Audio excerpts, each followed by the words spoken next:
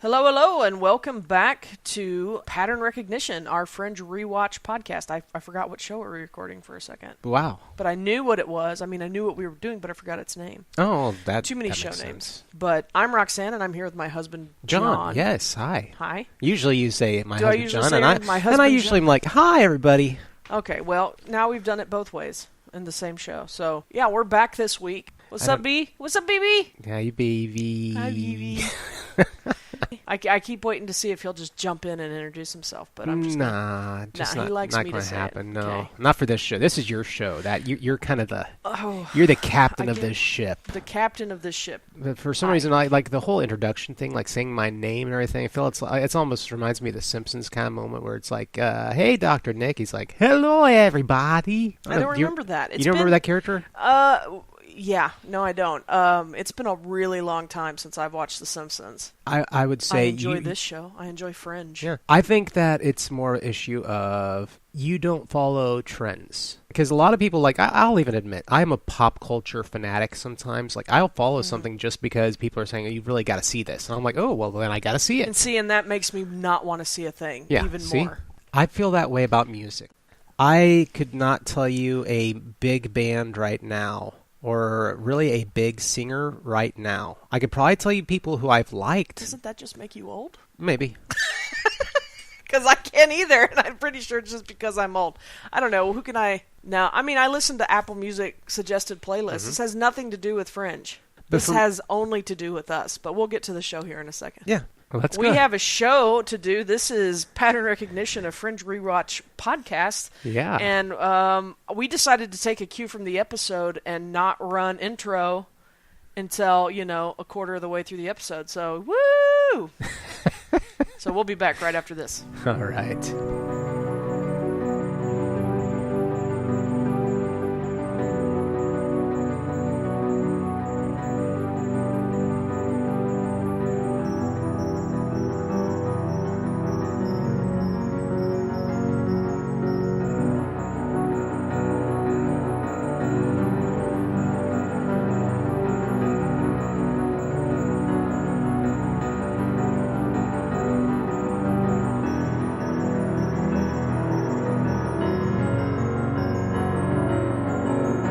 So this week on Pattern Recognition, we are looking at episode 11, I believe is where we are in our look at Fringe Season 1. And this episode is called Bound.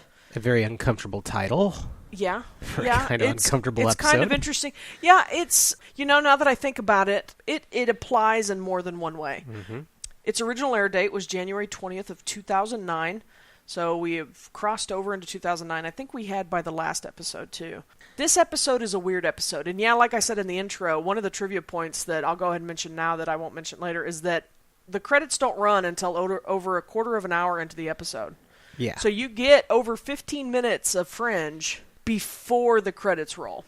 And so they do this introduction, I believe, of the new nuisance for the team. And you also have a pickup from where we were at the end of last episode, which of course was Olivia getting abducted out at Little Hill. Yeah. We didn't know who she got picked up by, whether it was Massive Dynamic people or what. And we discover that it is definitely ZFT because Mitchell Loeb and his doofuses his crew's all his part of henchmen it. are all working on Olivia. And she's face down. She's strapped to a table. She's face down. They do something to her back. Yes, it's a spinal tap. Yeah. And she sees, I believe it's a drop of blood or, can't remember, something drops onto the Italian loafers that the guy who's there is working on. And I can't remember if he has a voice changer on or not now, or if he's just in a mask and he's his voice is obscured. But yeah, she memorizes those shoes, and that comes in later. Yeah. Because he leaves, they flip her back over, and she ends up escaping by manipulating the guys into getting her a glass of water, letting her sit up, so they untie her hands. And so, of course, the title refers to here she is bound to she's strapped to a table.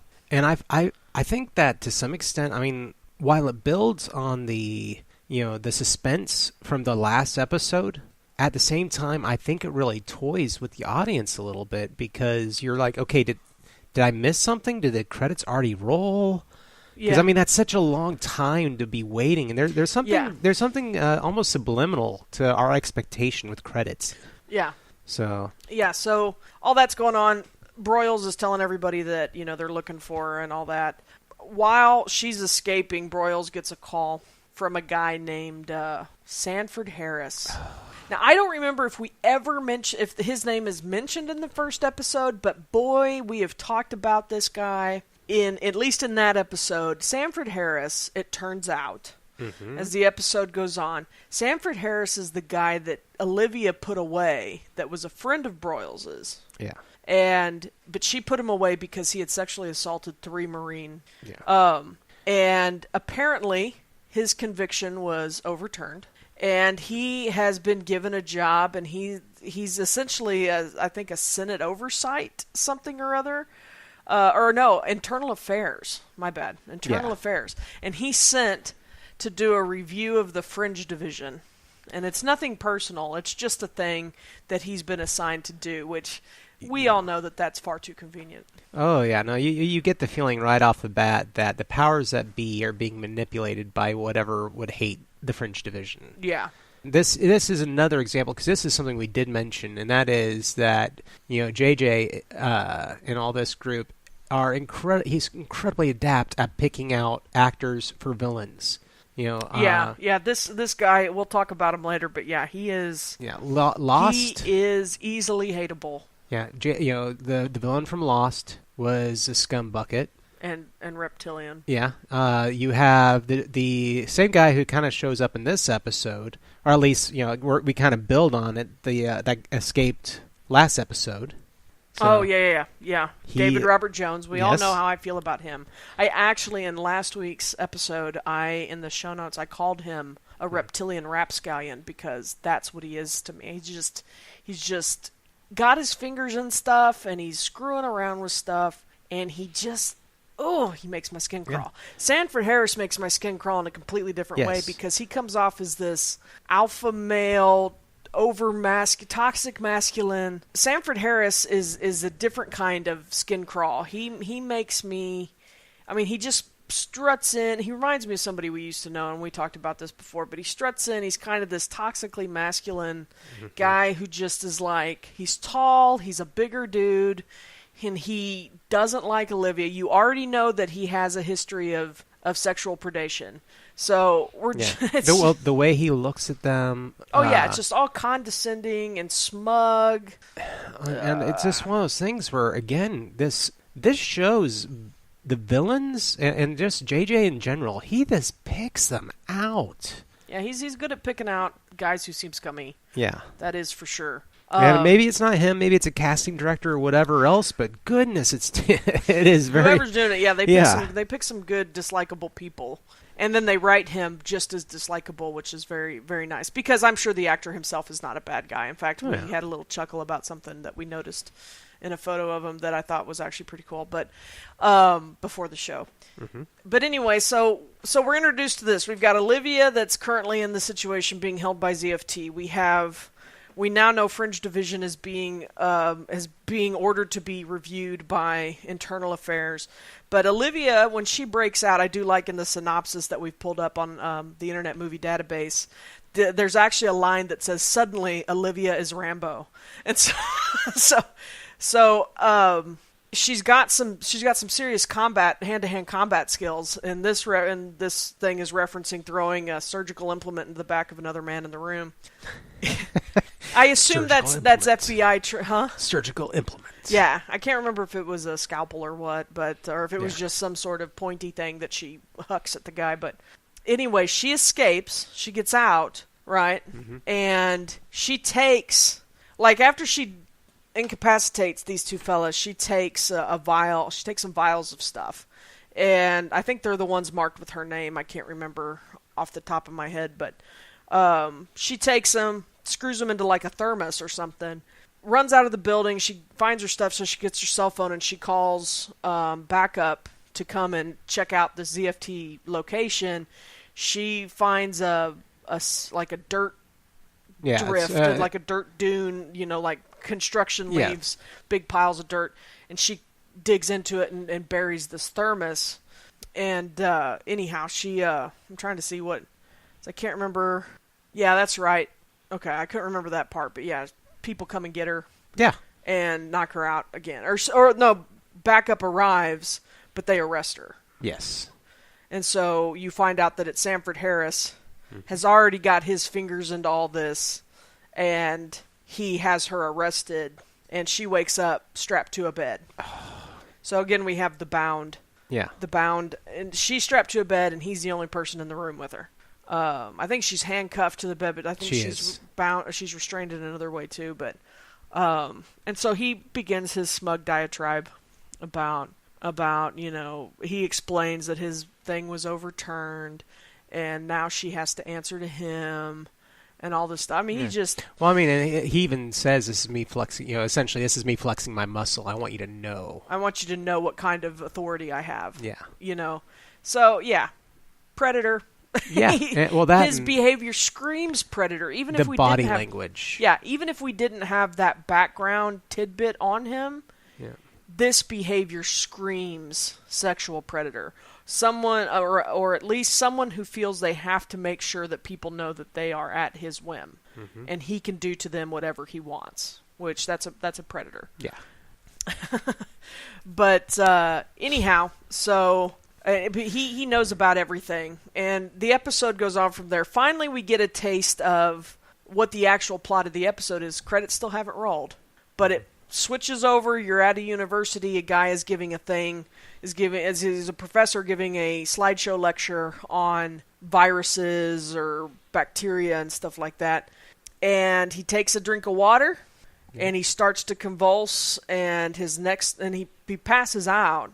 But as the people are screaming and fleeing, his TA comes over and checks on him, and his neck starts to pulse, and all of a sudden this barbed, spiny slug, crawls out of his mouth. Yeah. So then we get credits. So now we're in a Fringe episode. We're not just in personal backstory drama. We've had a lot of episodes that start with just personal backstory drama. Yeah, but I kind of like that because this is one of those things where it sets up the feel of the episode, and when we first started this show up, I was always concerned that this was going to be a Monster of the Week or a Fringe of the Week science episode, of where every episode will focus on a different thing that is a plausible, pseudoscience or fringe theory. And while they do pop up, they aren't the focus. Yeah. And they and in this episode especially, it kind of runs in the background to what really is happening. They're investigating a case, but they're also, people are still trying to find out what went on with Olivia's abduction, which of course back in the scene with Olivia and Harris, he says, of course you're not allowed to investigate your own abduction. Of course she's still going to, and of course everybody else is as well. Had to. Yeah. Honestly. So they come to, this episode does have some memorable things. In fact, the next few episodes have, and maybe I say this every time, I don't recall, but the next few episodes are things that I remember before we started rewatching it, or before we did rewatch this season. These are some of the episodes that I remember very vividly that are coming up. And this one with what ends up being what they discover this slug is after, because there's a whole scene in the lecture room where Peter's got like a FLIR thermal camera, a handheld thing that he's trying to use to find the slug. And they're all chasing him. He tells Walter to stay at the front. And Walter's just sitting there watching this automated slideshow happen. And he's like listing off everything it is. And he's telling, he's getting joy and giddiness out of some of these awful, horrible things that, because one of them is like, can't remember exactly what it is, but it's like to the degree that it's going to like melt your face off or something, it's just awful. One of them I think might have been Ebola or something that makes Ebola look like a cold. Ooh, bubonic plague. Yeah, stuff like that. I mean, it was just, Walter.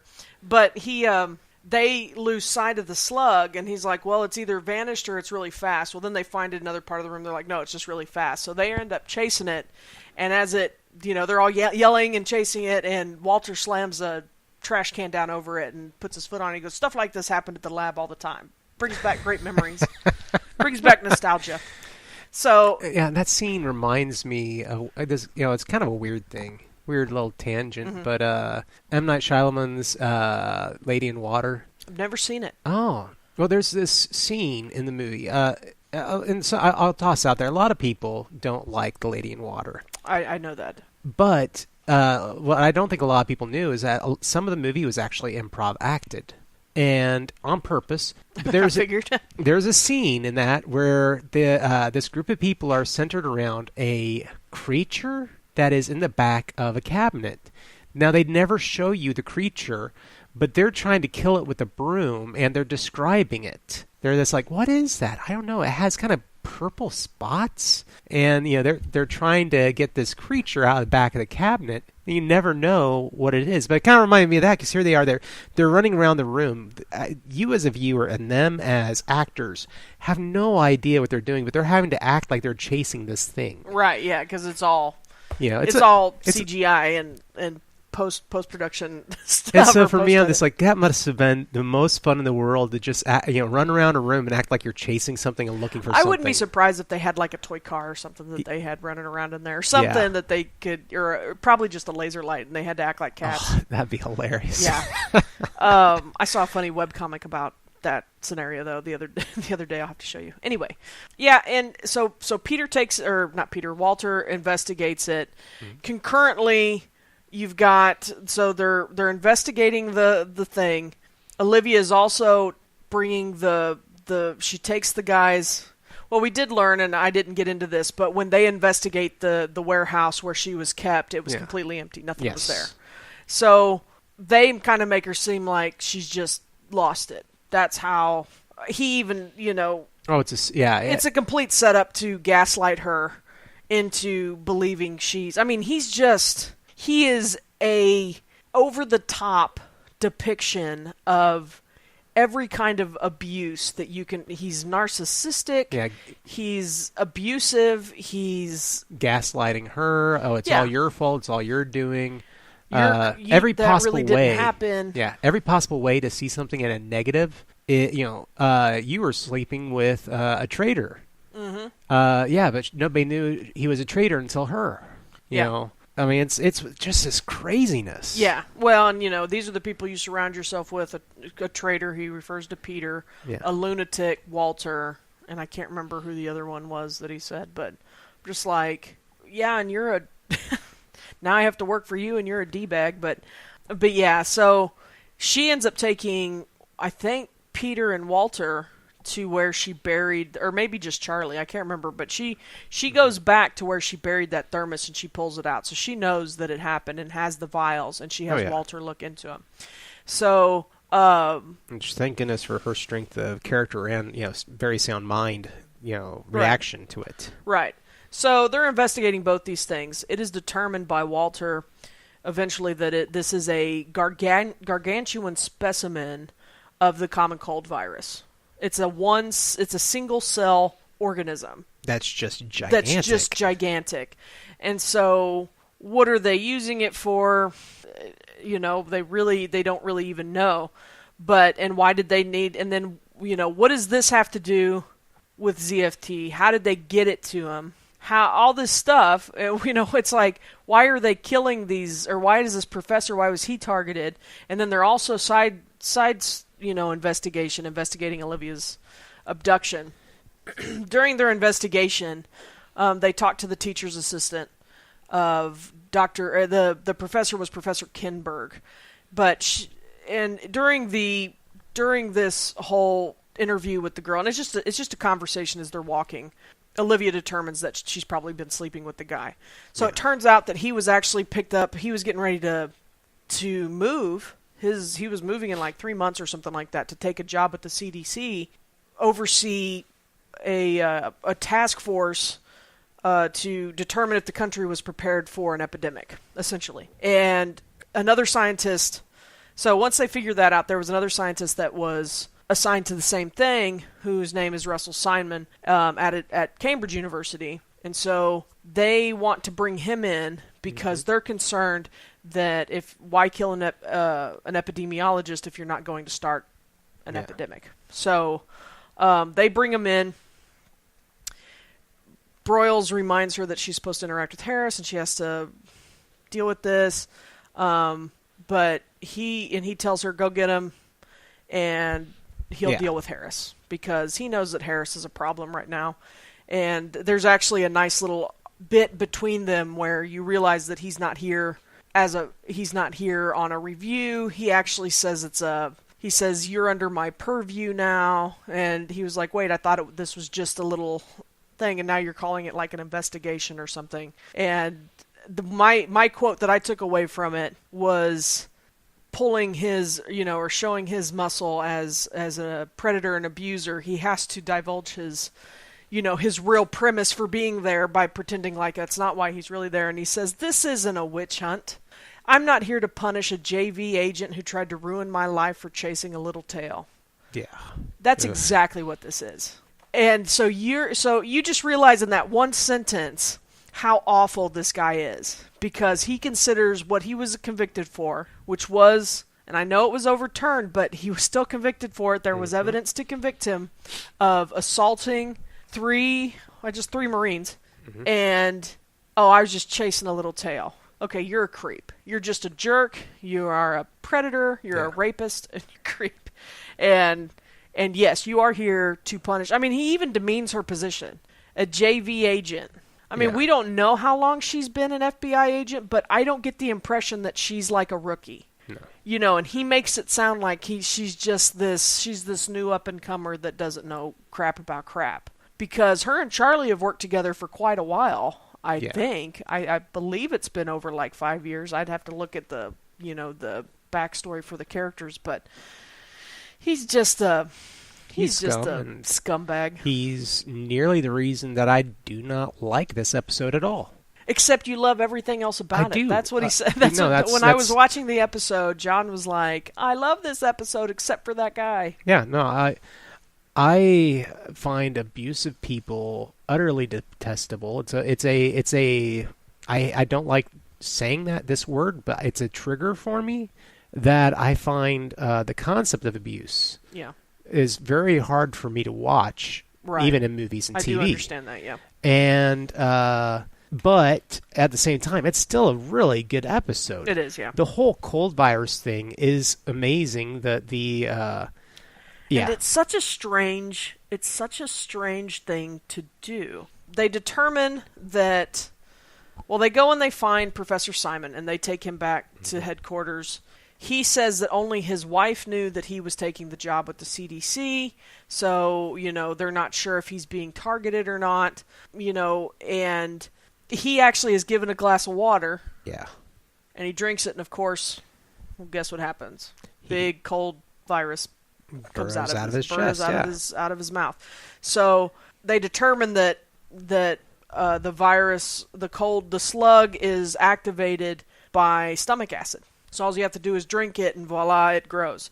So, and this is all happening at the same time. So you know what's going to happen. Him getting the water is happening at the same time, and guess who's bringing him the water? Mitchell Loeb, who we know is a bad guy.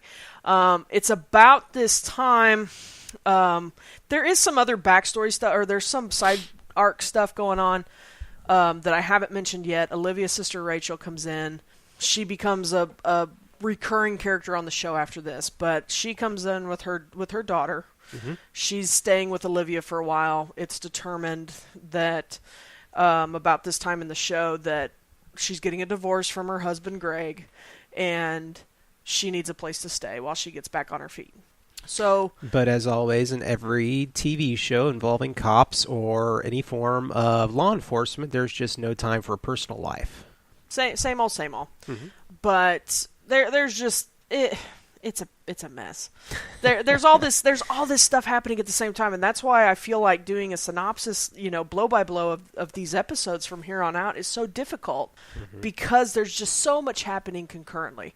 Watch the episode, get all the juicy side stuff. I want to just focus on some of the highlights, which is the common cold, the two professors that die, Professor Kimberg and Professor Simon. The introduction of this villain. The introduction of Sanford Harris. The introduction of Rachel as a recurring character, Olivia's sister. We also have, in all of this, Walter seems to be very interested in the relationship between Peter and Olivia. Yeah. And not that there's anything over the working friendship, the working relationship at this point, but he is noticing that Peter is being a little bit more open about having, he cares for her. When she was missing, they were all very scared and very worried about her. Olivia wants to go do something, and she's like, and it's going to put herself at risk. And Peter says he doesn't want her to do it. And she says, well, who cares about me? And he says, I do. Yeah. And Walter is very interested in these things. So there's all this kind of side stuff going on where these characters are becoming more intertwined and relationships are developing. They're more than just, I need you as an asset. Peter and Walter have grown from just being assets. And we're 11 episodes in. We've seen this happening already, that Olivia likes them more than just assets. She's building friendships with them. But oh, yeah, and she trusts them. Right, she trusts them, and she fights to keep them on. We've already had the episode where the guy at the insane asylum tries to keep Walter again. Yeah. And she is having none of it. So he's also a slimy villain. Yeah. That guy usually doesn't play bad guys. So the big things going on, they do figure out that Walter doses the giant slug with a decongestant. Because it is the cold, Yeah. And while he's doing that, Olivia's back at the FBI HQ, and she notices Loeb's loafers. Mm-hmm.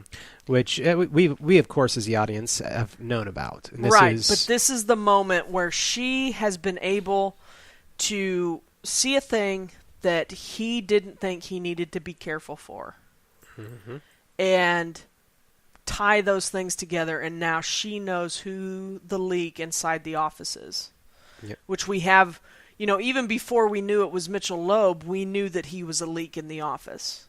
She talks to Charlie and wants Charlie to work with her. She says it's Loeb.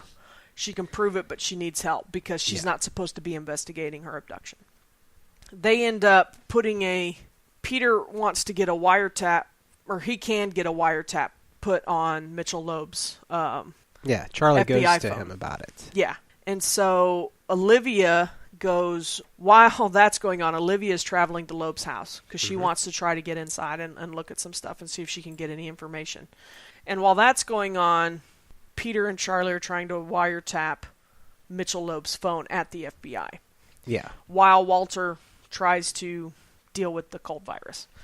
Of course, we remember Mitchell Loeb does not live alone. Nope. Mitchell Loeb is married, has a wife who is also in on all the ZFT doings. She knows all about David Robert Jones. She was active in him being dosed with that parasite,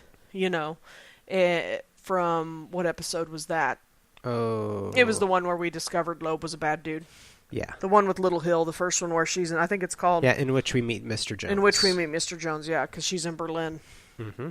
But, so Samantha Loeb finds her looking in his windows, and she's like, I'm just here to check on you. I just want to make sure everything was okay after all that other stuff. Samantha offers to make her some tea, goes into the other room. Olivia excuses herself to the bathroom, and Samantha calls her husband, and Olivia starts snooping around, looking for anything she can find. Yeah. And basically, Mitchell says kill her. Yeah. But the wiretap doesn't work the first time. Mm-hmm. There's always got to be some tension. Doesn't work the first time, works the second time. They hear him say, you've got to kill her right now. So Peter tries to get a hold of Olivia, but she's not taking calls because she's dealing with stuff. But I think she does end up taking the call. Yeah. But it takes... well, that's right. She looks at her phone and she almost hesitates to answer, but she goes, what do you want? I'm doing something. And he's like, you got to get out of there. She's going to kill you. Fight ensues. Yeah. Women fighting for, because... Oh, go ahead. Well, no, I was going to say, it's kind of a cool moment. Just the tension that builds that scene, and honestly, the size of the house that, the Loebs lived in was pretty nice. It was a nice house. Yeah. Yeah. So, you can tell that John and I are like, we love our house. We've only been here 2 years. We're always looking at things that we want in the next house. We're like writing notes. Anyhow, there's a fight. unfortunately, that ends with Olivia putting a bullet smack in Samantha Loeb's forehead. Oh, yeah. So, and she did find stuff about the cold virus while she was looking for things. Can't remember exactly what she found. Yeah, she finds a file with the slimy, spiky slug in it. The person who wrote the synopsis is actually kind of funny because there's another sentence in here that says a chick fight breaks out. But yeah, so they know that he's part of this and that he's the one that's been doing this stuff. They don't know why Olivia is interesting to the ZFT yet. They have yet to figure that out. That's a big conundrum for her. But they end up intercepting Mitchell because he was heading back to the house to help Samantha deal with Olivia, presumably dead Olivia. And they end up arresting him and taking him in for interrogation. But thankfully not before, Olivia gets a nice punch in on him. Did she? Did yeah. she get a nice... Oh, yeah, she no. Did. I thought it was her, wasn't it? Yeah, no, he gives her that that little devilish grin, like a ha-ha kind of thing, and boom. Anyway, she interrogates Mitchell. Because really, at this point, the slug thing is dealt with. Yeah. They're not even worried about it. No. It really doesn't come back up again. It was not the focus of this episode. It was kind of if it was, it would have been very anticlimactic. All it really was a way to get rid of these two epidemiologists. But again, we don't know. And see, this is where the pattern gets really, really weird. And they haven't even really referred to the pattern in a while. But not like, oh, we're investigating this pattern-related thing. This, they didn't think necessarily was a pattern-related thing. They just thought it was... They didn't realize at all what it was. Yeah. This served only to make them investigate this thing and essentially serve as a vehicle to get Loeb's identity to the team. Yeah. Well, his ZFT links discovered. Yeah, so that was a really horrible sentence that I just I put words in completely the wrong order. I'm just tired, I guess. Well, but no, it's like, so we've got Loeb and his wife, who were kind of villains within the story, are now, to some extent, also being replaced. Because they're going to be going away, and we are instead introduced to, Sanford Harris. Yeah, but we don't know that he has any links to ZFT. No, but you get a feeling that his investigation into Fringe is playing into somebody's hands. Well, it's one of those things where we are losing the hitch in the hitch and the giddy up. We're losing because Mitchell was there to leak information to David Robert Jones. We know that was his position. We know that he was also there to keep an eye on what Olivia and her team were doing. And now with him out of the way, because when he gets interrogated, he just is a smug little turd until he says, "I want to talk to my wife." And she says, "Okay," and she shows him a picture of his wife, deceased. And he deflates and then enrages. He's like, "You don't know what you've done, lady. I wasn't there to kill you. We were there to save you." And he's just like, "You have no idea what you've done." And that's kind of where it leaves that part of the plot for now. And Sanford Harris oversees the interrogation. Make sure she gets her confession. There is a part where they make him almost have a redeemable moment, where she's like, "Do this thing." I can't remember what it is now, but oh no, she's asking for something. After she leaves Broyles' office to go pick up the doctor, she leaves Broyles' office and runs into him in the hallway, and she's like, I understand you hate me, but let's do the right thing. That's right. And it's that grudging, almost 90s action movie, when the go do what you have to do. The police chief and the reckless cop are like, they finally come to a consensus that the job is more important than their beef. Yeah. And, that's exactly what it's like. Yeah. Yeah, that's his one almost moment where he seems like he might just be a bad guy with a vendetta, but maybe they'll get over it and be friends someday. Kind of like Broyles in the first episode. Yep, because Broyles is super D-baggy in the first episode. Yes. But by this episode, 10 episodes on, he's putting himself in between Olivia and his old friend. Yes. Because, yeah, he's a scumbag, and he's now going to ruin your life because she works for you. Mm-hmm. And Broyles has learned that she is a good agent. I think he calls her a damn fine agent. Yeah. And he is proud to work with her. And so Harris needs to back off. But anyhow, yeah, she gets this really weird stuff out of Loeb about, do you not understand the rules, all this stuff. And it kind of toys with the audience, because I mean, there's been gaslighting of the main, actress, but now you've seen behind the curtain, you've seen things that she hasn't seen, right. But now it's like, is there stuff that you haven't seen? So you get this tie-in emotionally to her. Yeah, now even though we've been seeing all this ZFT stuff, there's still so much more that we don't know about as viewers. And so now we're in the same boat as Olivia. We really only know as much as she knows, again. Mm-hmm. And that every episode that those levels fluctuate if she knows more than you do and all this stuff. But it's just, there's so much going on. And the show continues at this stage to continue to build this web that is intriguing. Because now it's like, well, what do you mean the rules? What do you mean you were trying to save me?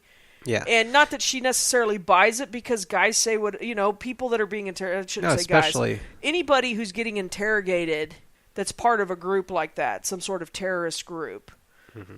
It's very likely, depending on the television show, they're going to say whatever to get away, whatever they want to make them double think, or make them think twice, make them doubt what they've done, keep the intrigue and keep the mystery, and make them feel like they're not done yet. Yeah. And that's exactly what he does, is he makes Olivia realize, I'm just a piece. Me and Samantha, we were just a piece. This was our role. Mm-hmm. And we knew dying is a part of all this. Yeah. But for me, it was like, I felt like he said it partially to manipulate, which he does. But at the same time, I kind of, in my mind, go back to that scene at the very beginning where she actually says to one of her captors, she's like, if you're going to kill me, can you at least give me some water? That's not going to be a horrible thing. Just give me some water. Mm-hmm. And it's when he goes and gets the water for her that, she breaks away.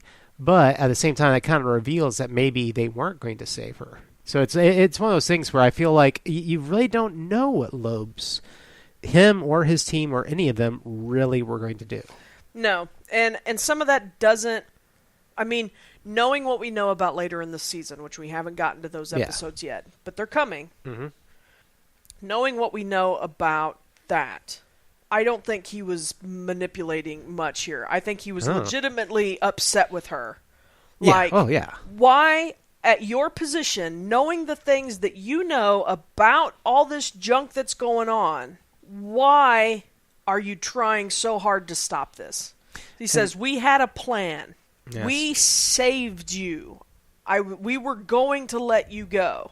Huh. See, that you and I are going to actually disagree on that.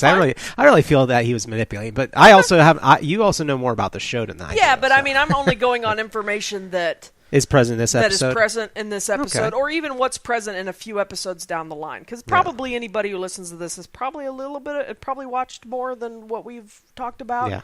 But I feel like he was at least very convincing. Yeah. And I think Olivia finds him very convincing. I think she's confused as all get out, but I think she finds him convincing. But that's pretty much where the episode ends. It ends on a shot of Olivia and her niece just sleeping.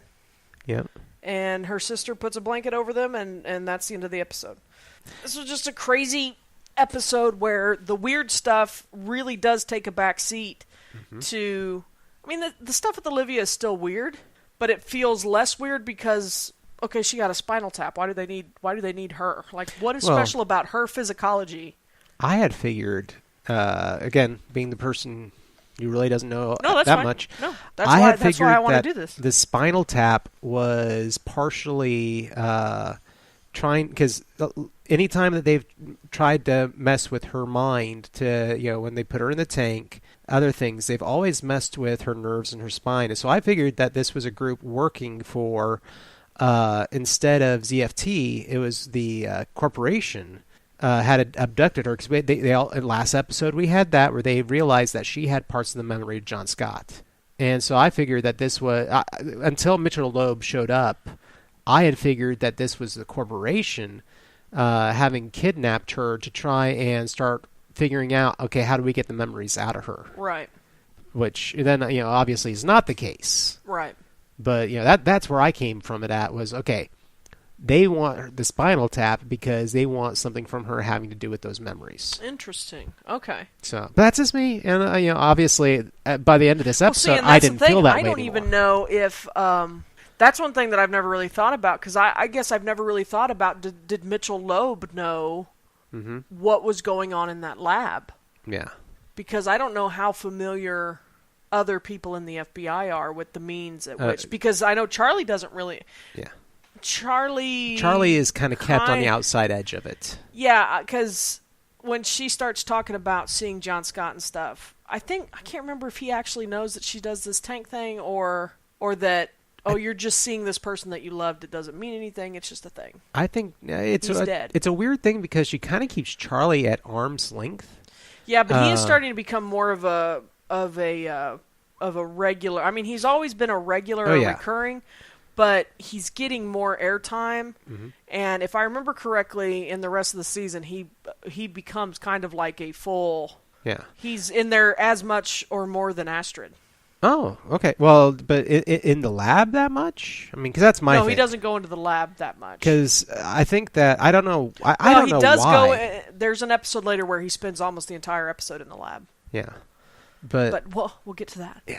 No, go ahead. What were you going to say? Well, no, it's one of those things where this is her partner, kind of former partner in all this, who she calls on almost every episode, either to be a sounding board or for help. Right. But she never lets him know fully what's happening within Fringe Division. At least not what's happening at the lab. And I don't know if it's just because it would be too weird for him, or if she is trying to compartmentalize a little bit, or what. I think she considers the assets hers. But in this episode, Broyles calls Charlie his second in command. Oh, yeah. So he knows that Fringe Division... Well, this is also... Maybe not, because Broyles isn't just Fringe Division. Broyles is an FBI... Yeah, he oversees a lot. Chief? I think he's a chief. Yeah. But branch head or so something. maybe he's just second in command for that, whatever part of the FBI that he's in, and then Olivia is working also under him, but is also privy to Fringe. So that could be. Yeah. That could be. I haven't really thought about it that much. Yeah. But let's move on to the other things of the show. We'll wrap this up because we've been talking for probably about an hour already.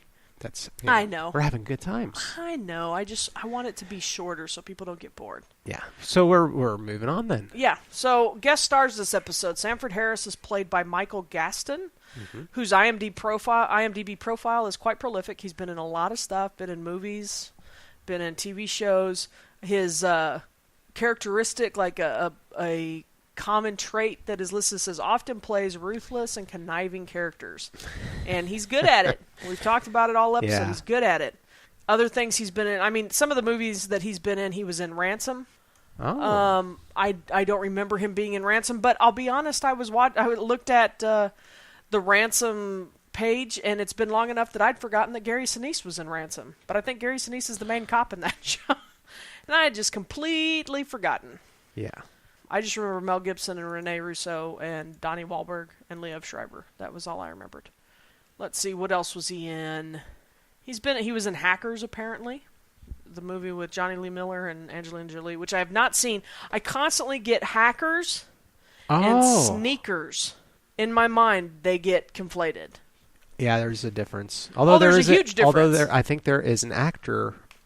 No, it's not. Okay, sorry, I was in my mind thinking, is the actor in one and the other, the bad guy in one and the other? No, they look a little bit similar. No, one of them isn't the bad guy in isn't the bad guy in Sneakers? Oh no. The bad guy in Sneakers is Ari what's the guy's name? He's the voice of he's a voice actor primarily. Does voices for The Simpsons. And I cannot remember his name. Hank Azaria? Hank Azaria, thank you. Hank Azaria is the bad guy in Is he really Fringe. the bad guy in... Oh, not Fringe.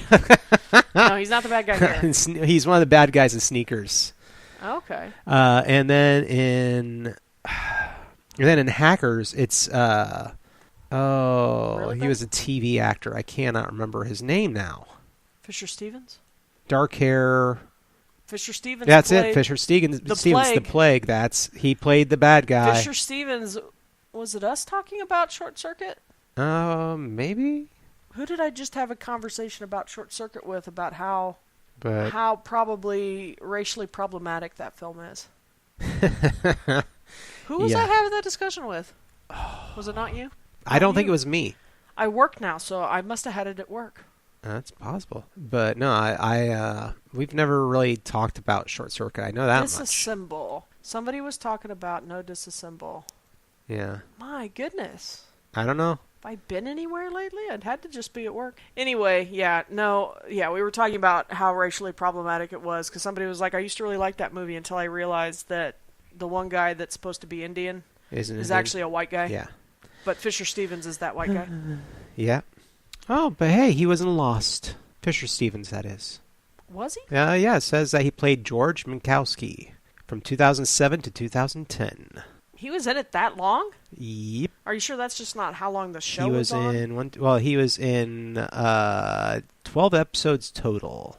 Okay. So he was, yeah. So he wasn't in a lot of them.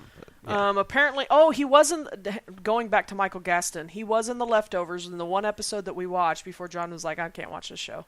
Mm-hmm. But The Leftovers on HBO, remember the guy that killed the dog? And we were like, what a jerk face you are. Yeah. Yeah, he gets out of his car and he shoots the dog with his rifle. Oh, okay. And we're like, oh my god, not only is he awful in Fringe, he just killed a dog, but he has a reason for killing the dog. Yeah. But, let's see, he was in Power? Was that show that you liked? Powers? Okay, no, this is just Power. Yeah, Powers was... Yeah, Powers was older. Yeah, no, that one's about a nightclub owner. Nobody cares about that. But yeah, he's been in a ton of crap. Man in the High Castle, which I feel like is a Hulu show. I think so. Yeah, but moving on. He does. It's kind of his pigeonhole right in a lot of stuff. Is he's just kind of a jerk cop, or just a cop, or just a conniving cop, or just rude, or whatever. But I won't explain. I mean, if you guys are really interested, go to his IMDb profile and look at the main picture that has been made his main photo on IMDb, and you'll see why I appreciate him as a human, and why you might not, but why I found it very amusing. And I think all in all, Michael Gaston is probably a pretty good guy. The only other, we've already talked about Chance Kelly. I believe we talked about Trini Alvarado, I believe who's the woman who plays his wife. We've talked about a lot of these people, but I did list Ari Gaynor. Yeah. Who plays Rachel. Yes. Olivia's sister. I didn't recognize a lot on her filmography, but recently she was cast as Lisa in The Disaster Artist. Yes. Which is the parody film about The Room. The Room with James Franco and Seth mockumentary. Rogen. Mockumentary? Yeah. So she was cast as Lisa, so... Yep. You're tearing me apart, Lisa! But there were a few others in there that jump out for me. Okay. And that would be Nick and Nora's Infinite Playlist was a pretty big movie in history. But I don't know if she's a big star in that. No, but it is one. Looking through her stuff, I really don't see much that she is a big star up until Disaster Artist. Yeah. I'm Dying Up Here. I'm not even familiar with that show, but she's been in it. She was in it for a year. Yeah, I didn't see anything that rang any bells for me. That's not saying a whole lot. I don't watch a whole lot, so and never take that from me. Only take my Fringe love and my Fringe knowledge. But I mean, with pop culture, that's why the Nick and Nora's I think would be. And I've never seen that. I remember when it came out, and I'm sure it was very cute and romantic. But that's Kat Dennings and Michael Cera. Mm-hmm. I love Kat Dennings. I'm jury's still out on Michael Cera, but I've really only seen Michael Cera play in Arrested Development. And I'm like, oh, you're so awkward, it hurts me. And so every time I see him, I'm like, oh, that's that awkward boy from Arrested Development. Yeah. But anyhow, so trivia for this episode. In this episode, now we see the recurrence of the R2-D2 Yes. License plate. The license plate came back. They have a license plate that they are throwing on different cars just to throw it on different cars. But yeah, it was on Mitchell Loeb's car this time, not the van. Yep. So it's just a prop that they're using, you know. But it's still, you know, still hilarious. Yeah, because he goes on to do Star Wars. There's another Star Wars tie-in in this episode. Yeah. Oh, really? But I did want to point out, just these are some of the things that are again listed online. But that noise is a book scene near the end of the show. I'm wondering if that's the book Olivia is asleep reading to her niece. Probably. But it's apparently an element in the next episode. Yep. So, and we already talked about the credits not running until over a quarter of an hour into the episode. But probably the biggest trivia for this episode is that the two professors that are killed that were hired by the CDC to be over that epidemic task force was Professors Kinberg and Professor Simon. Now, this is, to most people, an obvious nod to Simon Kinberg, who is a genre writer and producer. And he wrote the modern X-Men movies, like Last Stand On, I believe. Was it Last Stand? I thought he started with First Class. No, he started with The Last Stand. Oh, wow. Okay. And he may have been involved in the other ones, and I just didn't see that. You know, I was kind of skimming his credits, but I did see X-Men: The Last Stand, of course, The First Class, Days of Future Past, Apocalypse, and now The Dark Phoenix. Cool. Upcoming film. I think he might have even had to do The New Mutants. He's previously did Sherlock Holmes, the Robert Downey Jr. Sherlock Holmes, Jumper. Yeah, which I like, and I think is an underrated movie. I need to see that. Okay. I've heard a lot of people recommend Jumper, and I never saw it. Now, was that... It's a superpower movie. We'll put it that way. That's not... Who's in it? Oh, you are asking Nobody's person. super famous, right? No. Okay. No. Yeah, I think I'm getting it mixed up. Again, I'm conflating two movies that have no ties whatsoever. But, also... But Chappie. Which was... I never saw it. You did see it. I did. It's the... You own it, right? Yes, I do. And you didn't like it that much. Not really. That's the guy who does all does the District 9. Yes, he's a South African director. Yeah, and he always hires that South African actor. Yes, and it was the movie that he cast Die Antwoord in, basically as starring roles within the movie. Interesting. Yeah, the entire band, well, two members of the band and one member who is a backup who does like music with them ever so often, makes up a gang that hangs out with the lead robot. Oh, okay. The Martian was also, I believe he just produced that, because I know it is a book, but he may have written the adaptation. He's also part of all three Deadpools. Yes. So many more. So many that aren't necessarily in this genre, but he does seem to focus on sci-fi action kind of stuff, superhero stuff like that. So he's got the chops for it. Yeah, and he's been around a while, and he's doing a lot of stuff. So that was kind of one of those.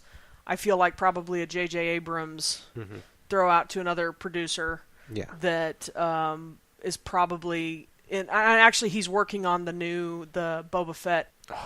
Nice. Thing. That's the other Star Wars tie-in. Oh, is that he's working I didn't know about that one. Okay. I think Simon Kinberg is. See, it never hits my radar until it comes out. See, he's attached to the Boba Fett project. I feel like he might have done some stuff also for like the J.J. Abrams era of Star Wars films. Nice. Okay, well, I'll have to look up that later. Anyhow, so the Observer is seen at the early on in the episode when Olivia picks up Walter and Peter after being captured. He's seen entering or walking past the entrance of Harvard. Okay. And then the glyphs for this episode are spell out saved, which so we have she saves herself. Yeah. From being captured. We have Mitchell Loeb saying, "We weren't going to kill you, we saved you." Yeah. Can you think of anything else where someone might have been saved? No, but sometimes these also play into the next episode a little bit. A little bit? Yeah, we get some interesting things. Wasn't there something? No, not in this episode. I was going to say, was there something in the last episode that pointed to this episode? I do not remember. I mean, obviously...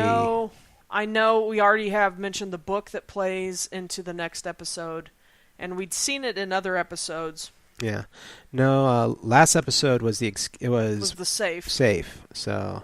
Let me just check. I mean, we do have the license plate. That's interesting. Safe to saved.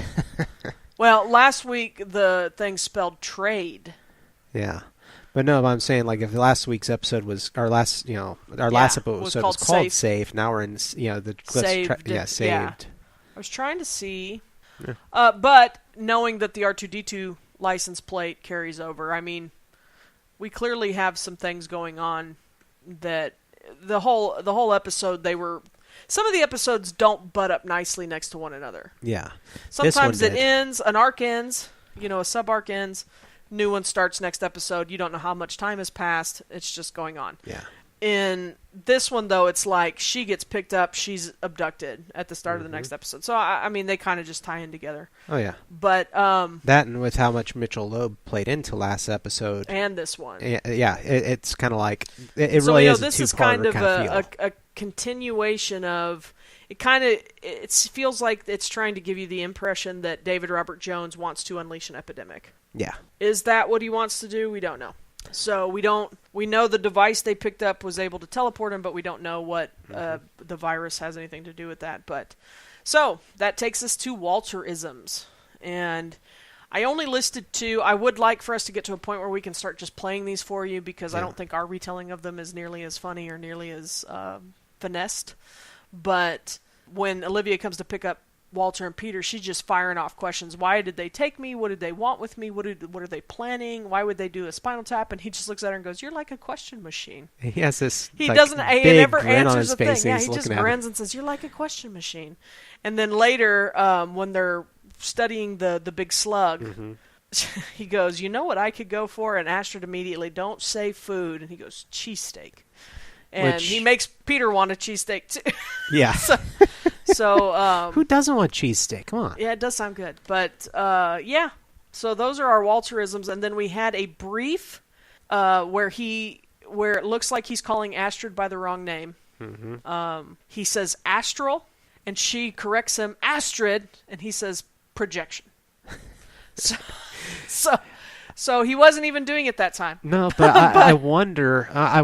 I wonder if he was toying with her possibly a little bit because of the way he paused, but because I get that feeling from him that ever so often he just has this kind of he likes toying relationship. He does. With her. Well, and he talks about, like, even when he catches just Walter in general, I think likes to have fun. His version of having fun is frightening to most people.